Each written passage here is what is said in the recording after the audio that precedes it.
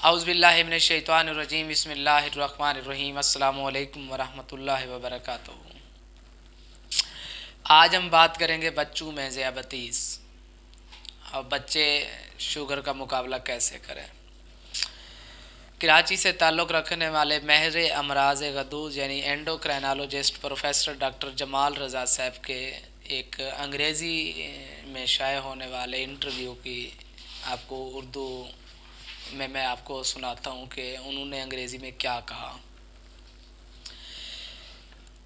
Doctor साहब फरमाते हैं कि अगर फास्टिंग शुगर 126 मिलीग्राम फ़ी डेसीलीटर और खाने के 2 से 3 घंटे बाद 180 से 200 से ज़्यादा हो तो इसका मतलब है कि बच्चा शुगर का शिकार है। वैसे नॉर्मल इंसान की जो शुगर होती है वो 126 से 180 तक, ज़्यादा से ज़्यादा 200, इससे ज़्यादा नहीं होनी चाहिए। यानी कि अगर आपकी शुगर 126 से लेकर 200 तक है तो ठीक है, इससे ऊपर आ रही है तो इसका मतलब है आपको शुगर है। बच्चों में इस मर्ज़ की 3 अक़साम पाई जाती हैं। नौज़ायदा बच्चों में पाई जाने वाली एक सबसे बड़ी जो बीमारी है वो मौरूसी बीमारी है, जिसे न्यूनेटल डायबिटीज़ मेलिटस कहते हैं। यानी कि मौरूसी शुगर की एक बीमारी है जिसका नाम मैंने आपको बताया, न्यूनेटल डायबिटीज़ मेलिटस। इसको ये बच्चों को विरासती तौर पर मिलती है। इसमें ये होता है कि इसका इंसुलिन जो होती है, इलाज जो होता है वो इंसुलिन और अद्वियात के ज़रिए किया जाता है इसकी ट्रीटमेंट। टाइप 1 ज़ियाबतीस अमूमन 1 से लेकर 15 साल की उम्र में होती है। इससे मुतासरा बच्चे अमूमन दुबले पतले होते हैं। इसमें इंसुलिन बिल्कुल नहीं बनती, इसमें अद्वियात से अफाका नहीं होता और इलाज सिर्फ इंसुलिन के ज़रिए ही मुमकिन है। तीसरी किस्म की जो डायबिटीज़ होती है उसमें तकरीबन 45 साल से कबल ये सिर्फ बड़ों में होती थी, मगर खाने पीने की आदत में तब्दीली और गैर सेहत बख्श रवैयों के बहस अब कम उम्र अफराद में भी ये बीमारी आ गई है। इसमें लबलबा इंसुलिन बनाता है मगर वो ठीक तरह से काम नहीं कर पाती। ऐसे में अद्वियात लेना और वज़न कम करना मुआविन साबित होता है। आजकल इस किस्म में इब्तदाई मरले में ही इंसुलिन से इसका इलाज किया जाता है।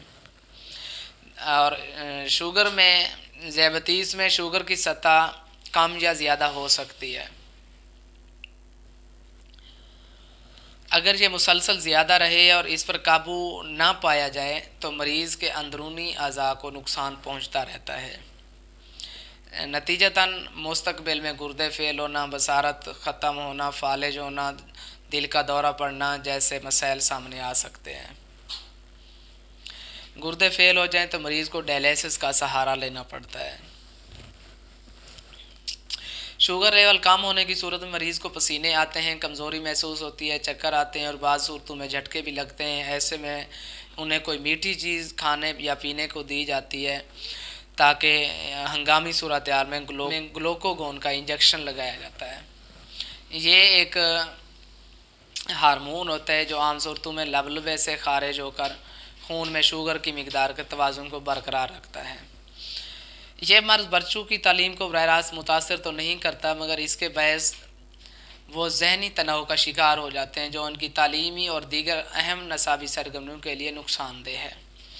इस सूरत हाल से बचने के लिए इनको काउंसलिंग करवाएं अपने बच्चों की।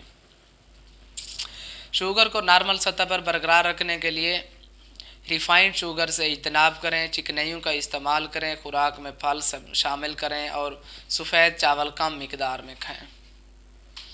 रमज़ान में रोज़े रखने से पहले डॉक्टर से रब्ता ज़रूर करें ताकि वह खुराक, इंसुलिन की किस्म और औकात से मुतल्लिक़ प्लान तजवीज़ कर सकें।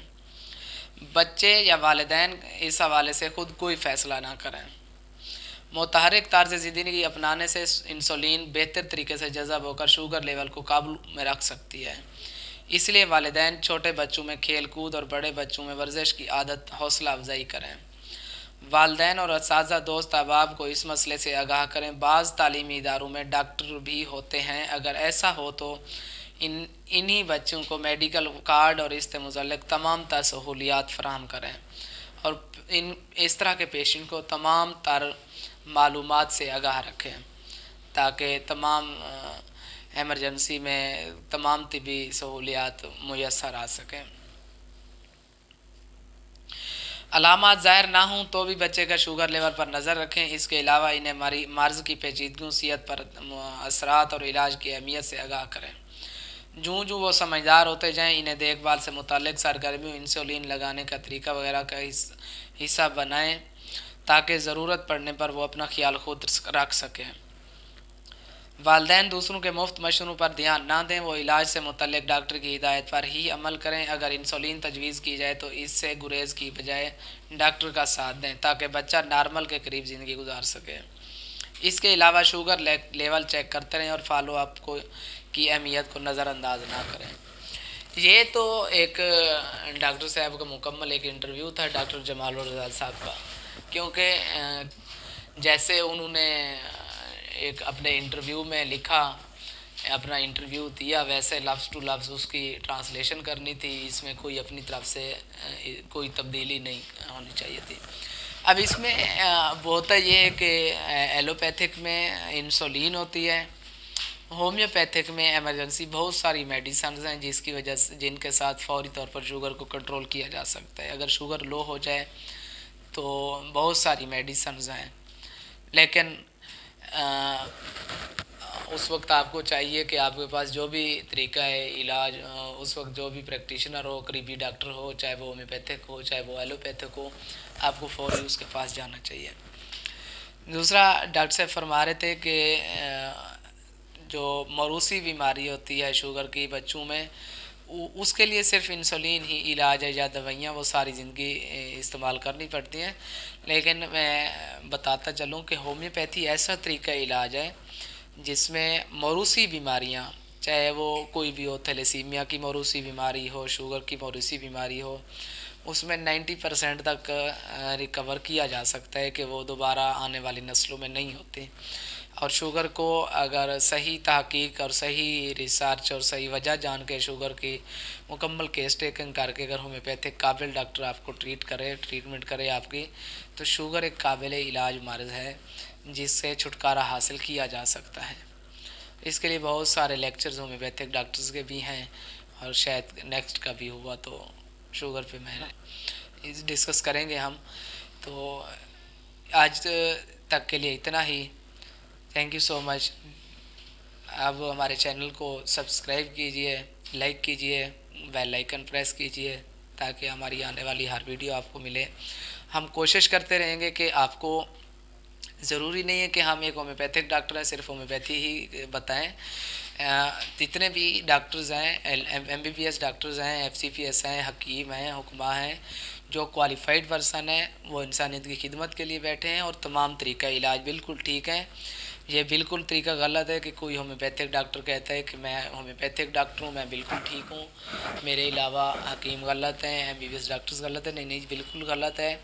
आपको इमरजेंसी में जो भी काबिल क्वालिफाइड पर्सन मिल जाए आप उसके पास जाएं, उससे ट्रीटमेंट करवाएं, उसके बाद आप। लेकिन होम्योपैथी में 99% बीमारियां विदाउट साइड इफ़ेक्ट वजह जान के सही मेडिसिन देने से 99% एलोपैथिक की निस्बत फ़ास्ट रिकवर होती हैं। अगर एक पेशेंट हमारे पास आ जाए शुगर का और एक MBBS के पास चला जाए तो आई एम श्योर हम गारंटी से कह सकते हैं कि MBBS डॉक्टर अभी मेडिसिन यूज़ करवा रहा होगा पेशेंट को, हमारा पेशेंट रिकवर होकर अपनी ज़िंदगी को आगे बढ़ा रहा होगा। तो होम्योपैथी बहुत फास्ट तरीका इलाज है और इसमें मुकम्मल शिफा मिलती है, मरीज़ को मुकम्मल सेहत मिलती है, उसे दोबारा ज़्यादा अरसा दवाइयाँ इस्तेमाल नहीं करना पड़ते। तो थैंक यू सो मच। अल्लाह हाफ़िज़।